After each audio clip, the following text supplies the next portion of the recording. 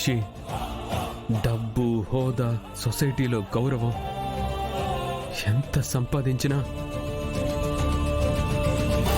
కానీ ఇంటి పేరు లేకపోతే అవన్నీ వృధా అయిపోతాయమ్మా. ఆ రోజు ఆ నీచుడు తన స్వార్థం చూసుకొని మనల్ని రోడ్డు మీద వదిలేశాడు.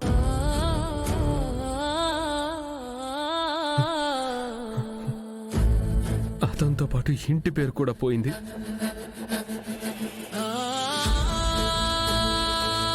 ఇల్లు, వాకిలి, ఊడు, బట్టకి కూడా గతి లేకుండా చేశాడు.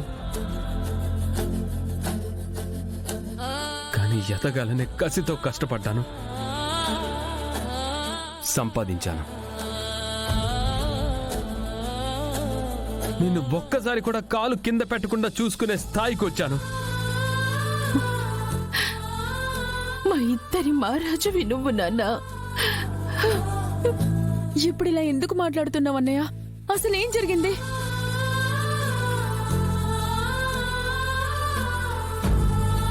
ఈరోజు ఒక రియల్ ఎస్టేట్ మీటింగ్ కి వెళ్ళానమ్మా. మీ పేరు? గగన్. నోనో, గగన్ కి ముందు ఒక ఇనిషియల్ ఉంటుంది కదా, ఆ ఇనిషియల్ ఇంక్లూడ్ చేసి మీ పూర్తి పేరు చెప్పండి. ఓ, ఇంటి పేరు లేదా?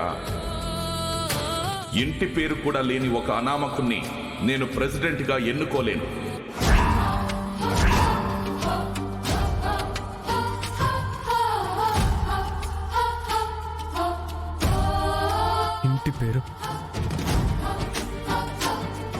ఇంటి పేరు లేదన్న కారణంతో ఒక బుద్ధి లేని పెద్ద మనిషి నా సభ్యత్వాన్ని రద్దు చేశాడు. అందరి ముందు నన్ను అవమానించాడమ్మా. నేనే పదవికి అర్హుణ్ణి కాదని అందరి ముందు చెప్పాడమ్మా.